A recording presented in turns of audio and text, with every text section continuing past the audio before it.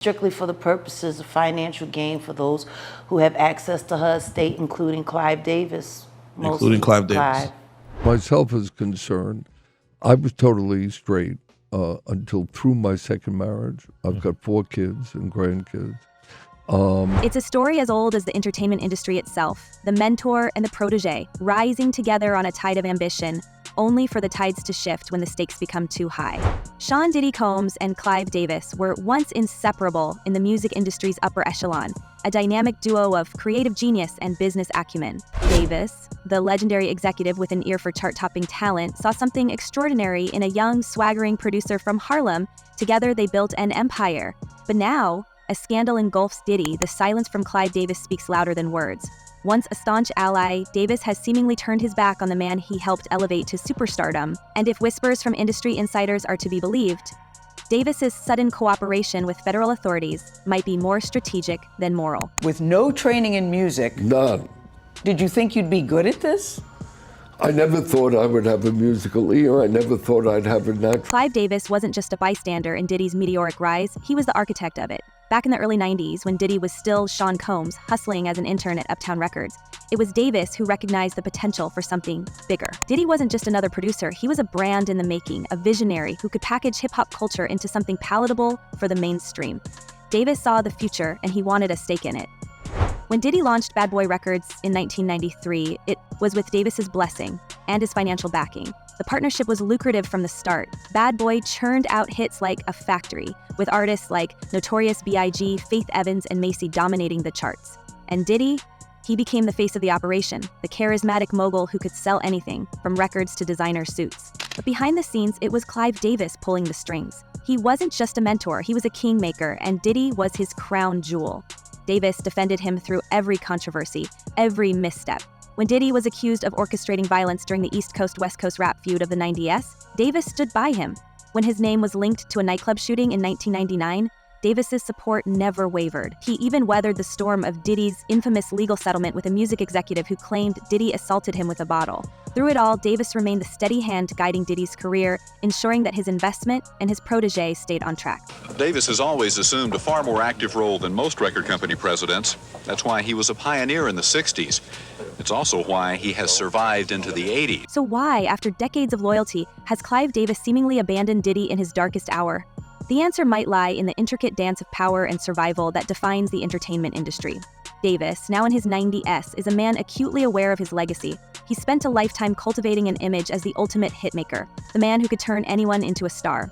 But that legacy comes with its own vulnerabilities. Davis's name has been linked to some of the most iconic and most troubled artists in music history.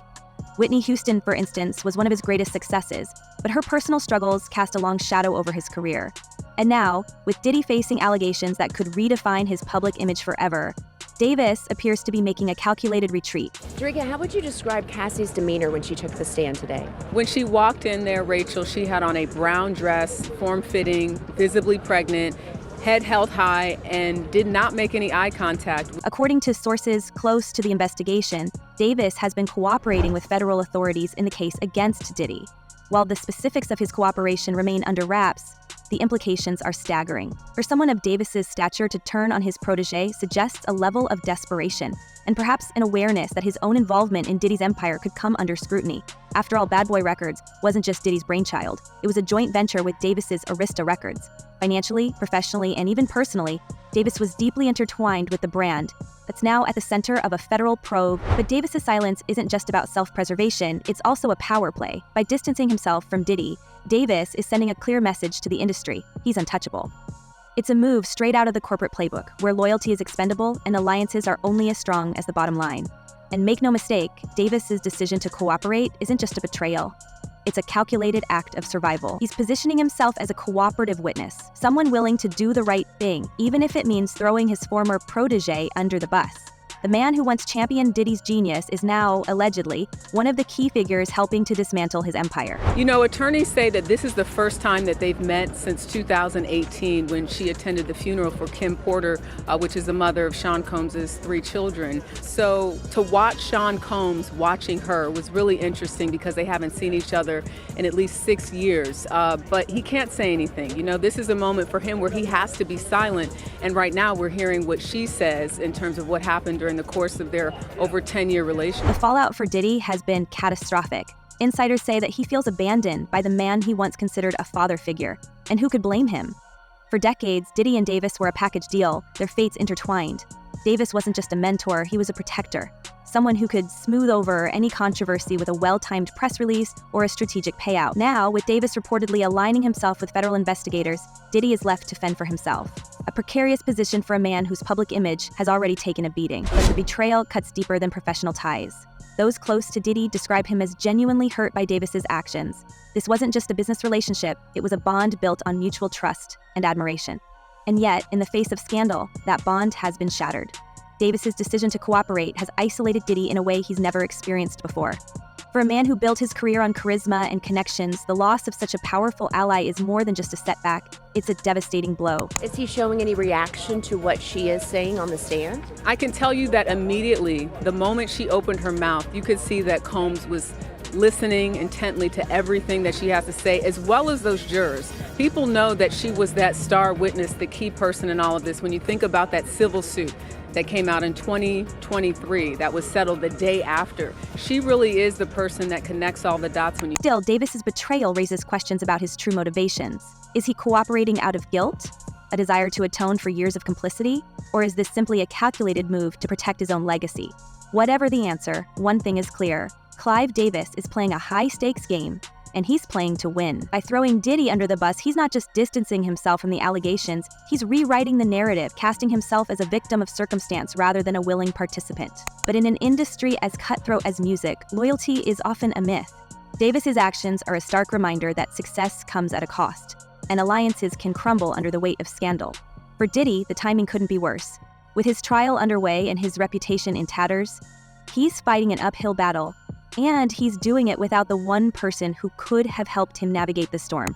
And again, just to reiterate what is a freak-off, the freak-off essentially was something that Cassie said she learned about through Sean Combs about a year into their relationship. He described it as voyeurism, wanting to watch her have sex with someone else. And she said that she did it because she was 22, 21, she was young, she didn't know any better, and that she wanted to please Sean Combs. And yet, as shocking as Davis's betrayal is, it's just one piece of a much larger puzzle. To truly understand the depth of this scandal, we have to look beyond the headlines, beyond the courtroom. Because the story of Diddy and Clive Davis isn't just about betrayal, it's about power, control, and the secrets that lie beneath the surface of an empire. And if Davis's sudden cooperation is any indication, those secrets are darker than anyone ever imagined. But there's something darker lurking beneath this betrayal, something that goes beyond mere survival or corporate maneuvering. Clive Davis and Sean Diddy Combs were not just business partners. They were deeply intertwined in ways that have fueled some of the most salacious rumors in music industry history. And now, as the walls close in on Diddy, those rumors are resurfacing with a vengeance, pulling Davis into the narrative in ways that he's desperately trying to avoid. At some point in time, she actually had said that she looked forward to the freak-offs. Why did Cassie express looking forward to these said freak-offs? When the prosecution asked her, was there ever a time that you enjoyed the freak-offs? This is when Cassie got choked up and she said, I did, but only because I got to spend one-on-one time with Combs, and I really did love him. For years, whispers about the true nature of their relationship have circulated through industry circles.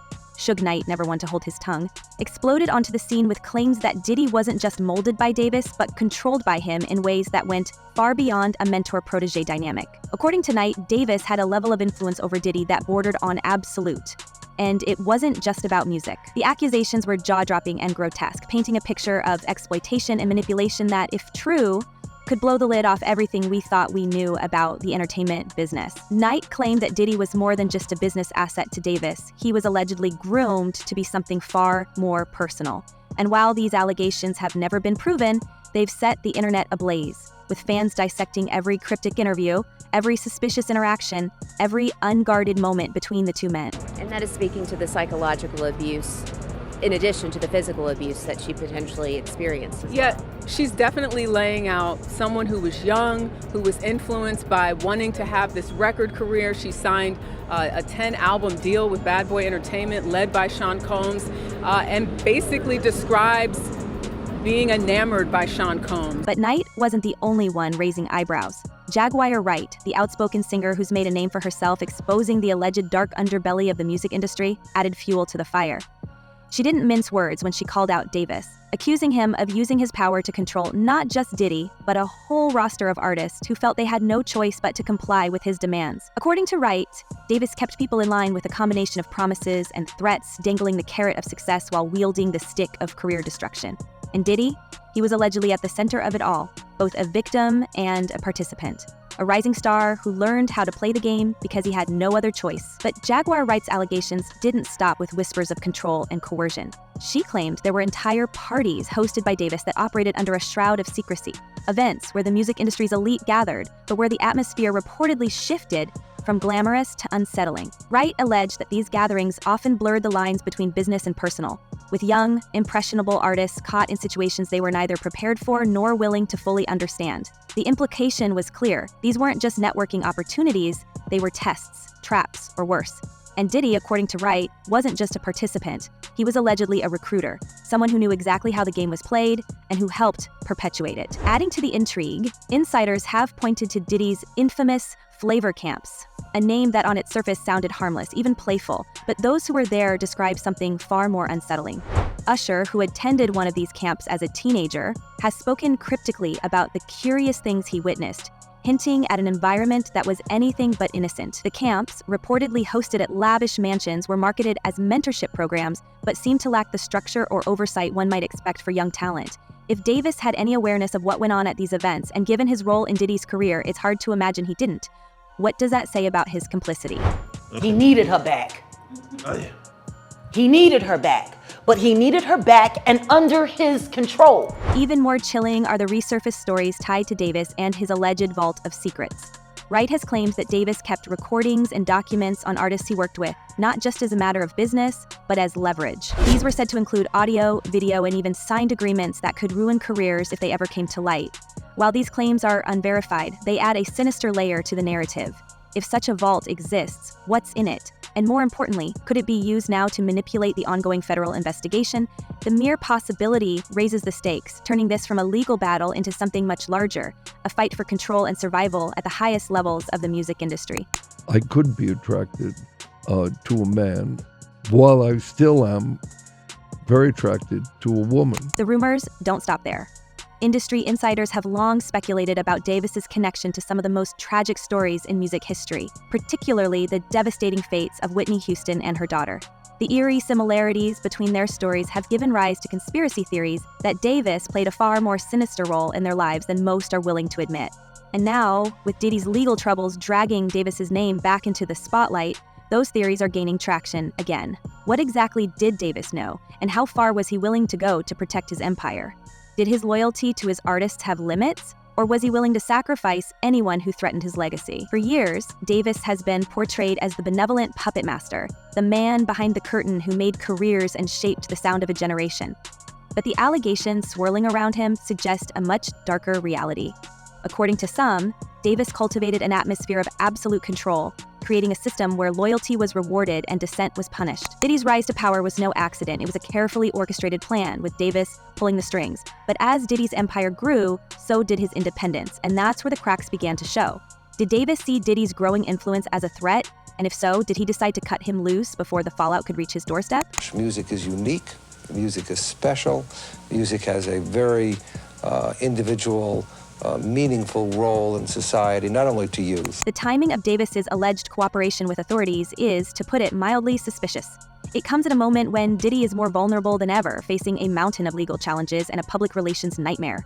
By stepping back and, reportedly, stepping in as a source of information, Diddy's is effectively rewriting his role in Diddy's story. He's no longer the mentor who stood by his protege through thick and thin. He's the elder statesman of the industry, willing to do whatever it takes to protect the integrity of the business. But is that really the whole story? Or is Davis simply trying to save himself, painting Diddy as the villain while conveniently ignoring his own role in creating the monster? And then there's the question of what Davis might still be hiding. If the rumors about his alleged vault of compromising materials are true, what else could he have on Diddy, or anyone else for that matter? Jaguar Wright has claimed that Davis kept a tight grip on his artists by collecting incriminating evidence against them, ensuring their silence and compliance. If that's the case, could Davis's cooperation with authorities be part of a larger strategy to use that material to his advantage? Is he trading secrets for immunity, throwing Diddy to the wolves while protecting his own interests? That I have a very special connection with artists, with music. I certainly know I had it with him. The fallout from these revelations has sent shockwaves through the music industry. Former collaborators are scrambling to distance themselves from both men, issuing carefully worded statements that betray their fear of being implicated. Meanwhile, fans are left to grapple with the possibility that the artists they've idolized for decades were part of a system far darker than anyone imagined. This isn't just about Diddy's legal troubles or Davis's strategic betrayal. It's about the entire culture of power and exploitation that has defined the entertainment business for generations. And as more details emerge, it's becoming clear that this story is far from over. But here's the real question. If Clive Davis is willing to betray Sean Diddy Combs, the man he once called his greatest success, who else might be next? What other secrets are lurking in the shadows, waiting to be exposed? And most importantly, how deep does this rabbit hole really go? Let us know what you think down below, and we'll see you in the next one.